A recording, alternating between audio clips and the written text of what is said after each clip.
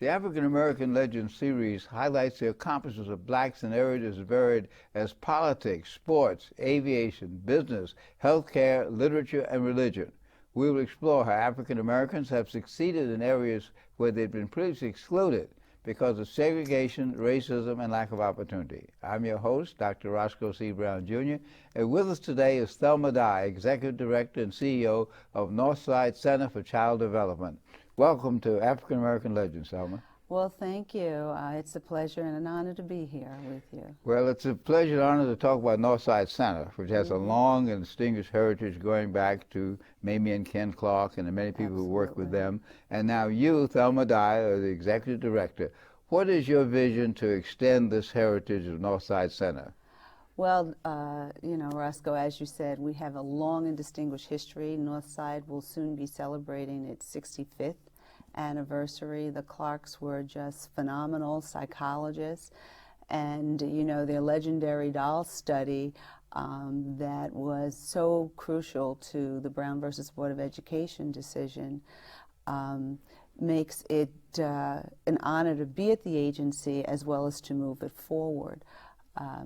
We have continued to push forward that whole thrust toward ensuring the mental health and the emotional health of young children and families that the Clarks have started for many, many years. Mental health and education is always an issue in our community, and Northside has been on the forefront of providing children and families with mental health services, educational services, and our latest outgrowth is a Head Start.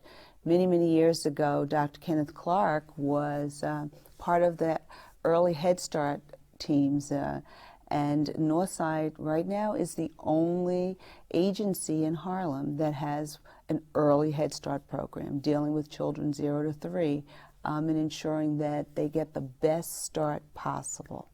Now, the Clarks, when they started this, were responding to the fact there were very few mental health services for African American children, that through the doll study, the other psychological studies they did, they said that the self-image and the skills of African American children were diminished because of their experiences. That's right. So what did Northside originally start out to do with those particular problems? Well, early on in the history of Northside, one of the problems the Clarks faced was that a number of black parents came to them because their children were being erroneously placed, incorrectly placed in classes for the retarded. Yeah, CRMD. That's They right, don't have that's that right. anymore. No, they don't have that anymore, thank goodness, and the Clarks were part of that advocacy, which led to removing those kinds of labels on children.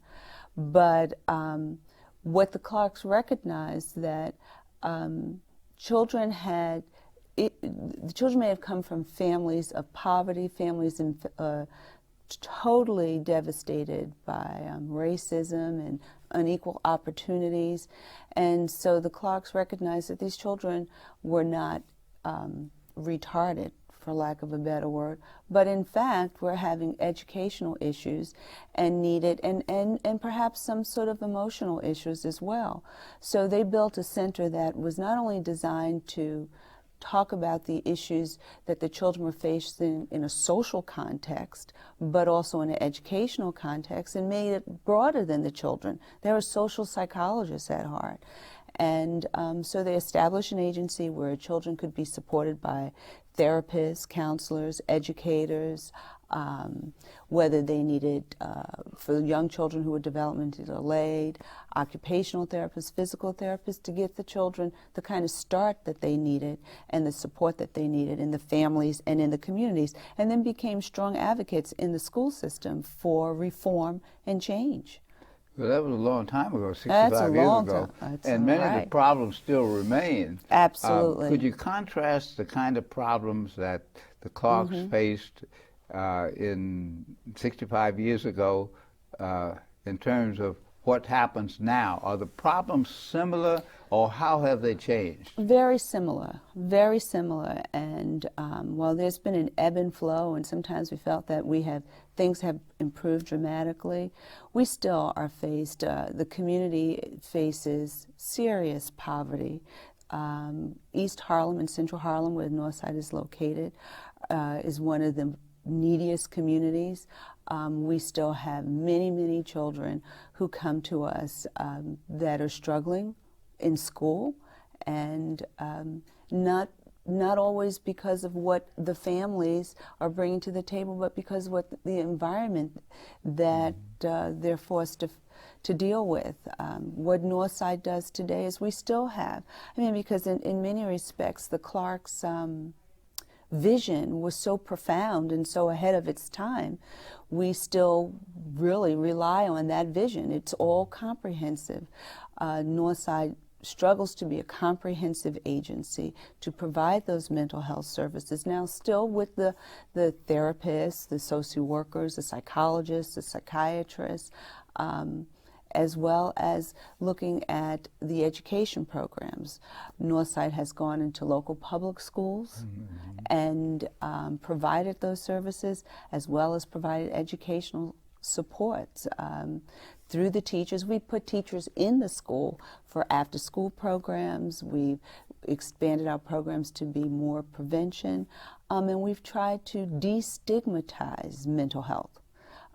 It's very important that our community really recognize, accept, and receive treatment for mental health problems that are not only part of what happens within the family, but what happens in the community. Being able to withstand the onslaught of racism, withstand the onslaught of poverty, you need support and you need advocates, and it's important. Contrasted with 50, 60 years ago, what % of your children come from intact families or from single mothers or broken families? The children that we see in Northside, still the majority come from, and I'd probably say more than 60 years ago, come from single parent families, families that are not intact, that come to Northside. Remember, Northside receives children who have identified issues that are referred by the school.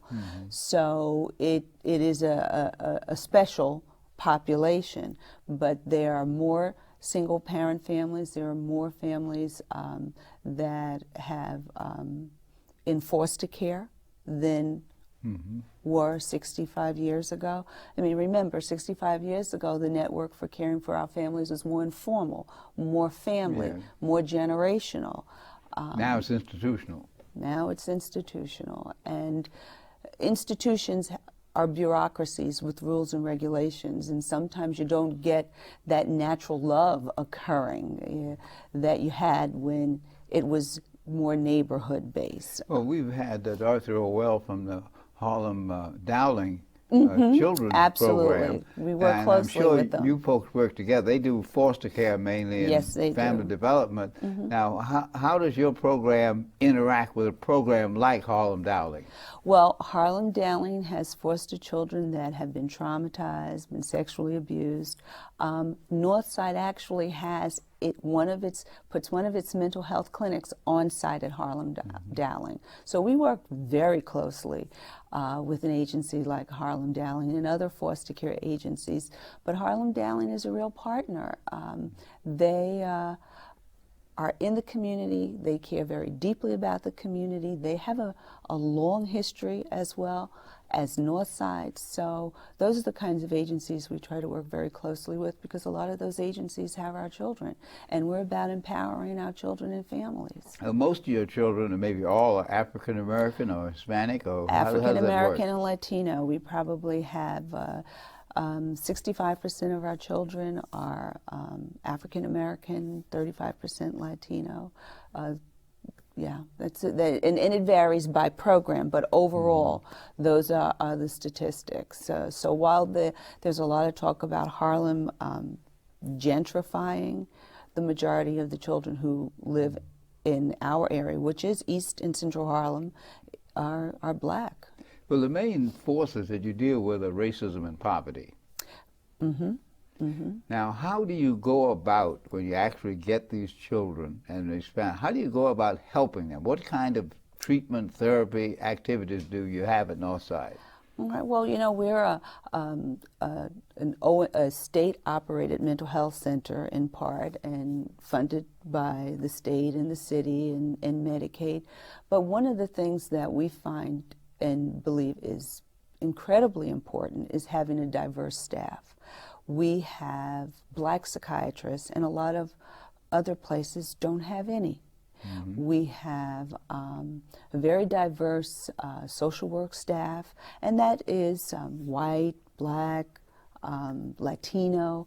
We believe that our children need to see people like them. We believe that our children need to see all kinds of people because that's who they're going to deal with in the world.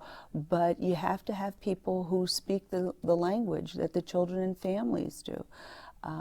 We try to be very sensitive. One of the major concerns in our community is medication, but at the same time we know that there have been significant advances in psychotropic medications to alleviate or help resolve some of the mental health issues. So we talk to our families in a way that balances it in a way that we don't always believe they're getting. All right, now when the children first come in and the family, what's the first thing you do with them? The first thing we do, beside embrace them and help families and children feel comfortable, we have them meet with our social worker. Social workers who've been in the field for 20 years, and they have what you call an intake, and they're evaluated, and they get to talk about what's troubling them, why they've come to our doors, what many the of them come issues are. because they were referred, and many of them don't realize why they were referred. They don't fully appreciate what sometimes is being said, but sometimes the parents bring them because the parents are troubled by what they feel they see. But many are often referred by the hospitals or schools or other social service agencies. So they meet with the social worker, and they're involved in what we call an intake. They talk about the problem. It depends on the immediacy of the need. They may see the psychiatrist immediately, or they may wait, or they may not see the psychiatrist for some time.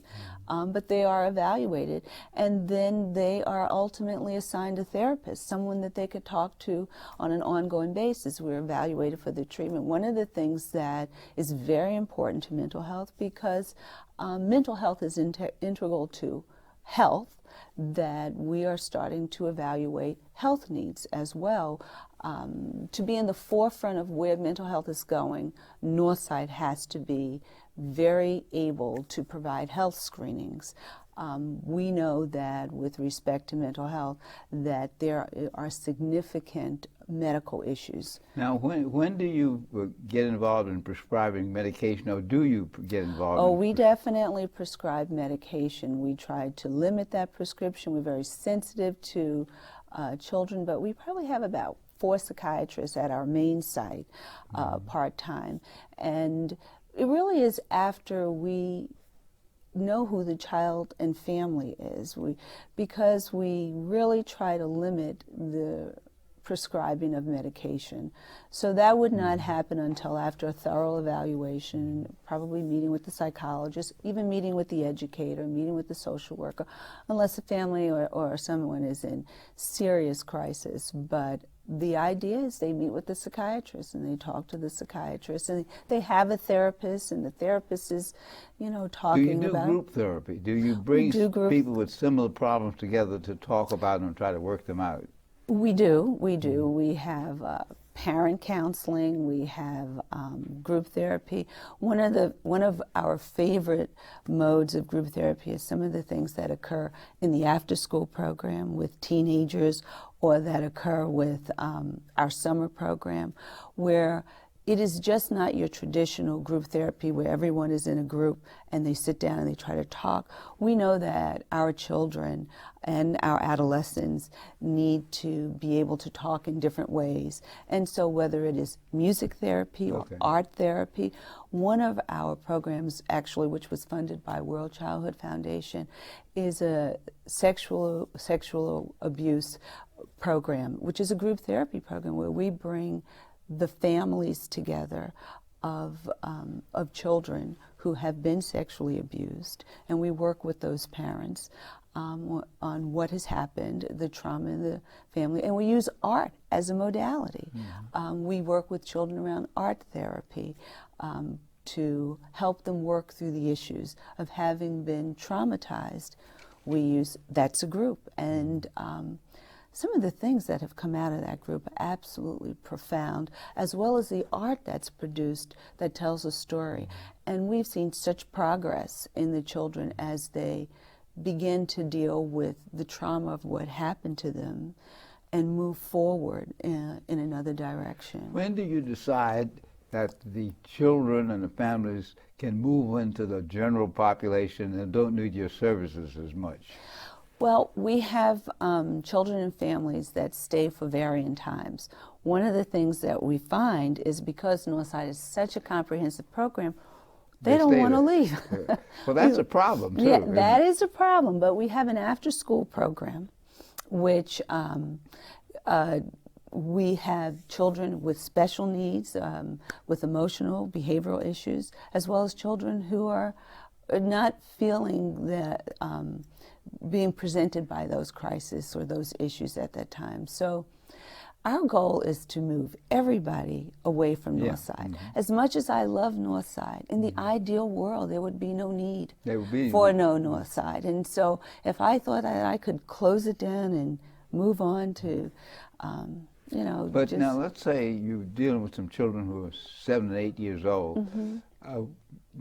Will they stay until they're 10 or 12, or do they move back into the general population? Well, Northside has a lot of programs. It has special needs. How many programs do you have? Oh, probably about 10 to 15 different types of programs. Give an example. All right, so we have our Early Head Start program, we have our Head Start program. We have a therapeutic nursery, which is for 3 to 5 year olds, for children with special needs, developmentally delayed. So that's our therapeutic nursery. We have a special needs school age program that's for 7 to 8. So that is their school. We have our early intervention program for children, infants 0 to 3 that have special needs. We have our clinic, which is a mental health treatment. We have our home-based crisis intervention program, which is for children with serious, very serious emotional disturbance that we seek to prevent them from having psychiatric hospitalization. We have our teen program. We have our remedial education program. We have our art therapy program. And so we have so many programs that the goal is at any one of those programs to move children back into mainstream settings. Our Head Start are for typically developing children, and that was a vision that we know the Clarks had but didn't implement, but we've implemented that in the past 5 years so that we could move our special needs 3 to 5 year olds into a typically developing setting, as well as prevent children from having to come to Northside. So a Head Start is a very comprehensive, wonderful program. How many children do you serve in general? Over 2,500 children each year. Now, how many in Head Start? Families. In Head Start, about 200. And how does one get into? Is it referral, or people just knock on the door? You can be referred for our mental health clinics in some of our programs. You can knock on the door for others. Our Head Start is located at East 111th Street between 1st and 2nd. If you fit the guidelines, which mostly are living in poverty, it is an amazing program. So come over and knock on the door because it is so comprehensive in nature. We had one child who we took for eye examinations, and the family was reluctant to have the child go for the exam. We had the child have their eye exam. The child needed glasses. Parents were reluctant. They didn't believe it. But after much work, we got this 2.5-year-old eyeglasses. and their life changed, and the parents came in. So it is definitely knock on the door. Definitely call us at any time. Okay, what's the phone number? What's your email number? What's your address? Our Northside Center for Child Development, the telephone number is 212-426-3400. That's 212-426-3400. And please go on our website. It's www.northsidecenter.org. Okay, because a lot of people hearing this, seeing this, will want to find out more about it. And also, do you have volunteers? And you talked about your professional staff. What about your volunteers? Northside has a history of having volunteers. Our biggest volunteer network is our board of directors, who actually make it happen. Who's the chairman of your board now? The chairman of our board is Michael Goldstein. He has been with us for a number of years, and Susan Patrikoff, who had been there when Mamie Clark had just recently stepped down, but she's actually moved from chair to president. She's been with us 35 years. So we are very happy. We have a lot of board members. We have a couple like Wallace Gossett, whom you may know, have been with us for many years, Carolyn Wright Lewis. I would name them all, but that would be too long. But let me. How do you raise money to do this? What's this funding stream for these 2,500 families? Well, the majority of our money comes from government. When mental health gets Medicaid support. However, we raise probably 25% of our funding now through private sources. So we are always in need of volunteers and financial support. We do an annual gala every year, which is a lovely event, and we've honored so many people, Wynton Marsalis, Shahara Ahmad Llewellyn, Carolyn Wright Lewis, Ed Lewis. We've that have been major supporters of ours. We do a gala recently. We had a library benefit in the spring of this year. We will do another gala. It's not May. We will definitely do another gala, and we always accept donations. Yeah, speaking of libraries, would you like donations of books or artwork or something like that? We have a children's library on our fourth floor at our main side. It is a small library. Your main side is located where? 35 East 110th Street, between Madison and 5th. It has been there for over 35 years in the Arturo Schomburg building. I think they've renamed it Heritage Towers, but I think I was first bothered by the idea that they were renaming it, but Heritage allows us to ask deeper questions, so it's pretty good. Yes, donations we usually accept donations of new books, and we often give away new books. We have Reading is Fundamental, RIF, come in and do fairs for us.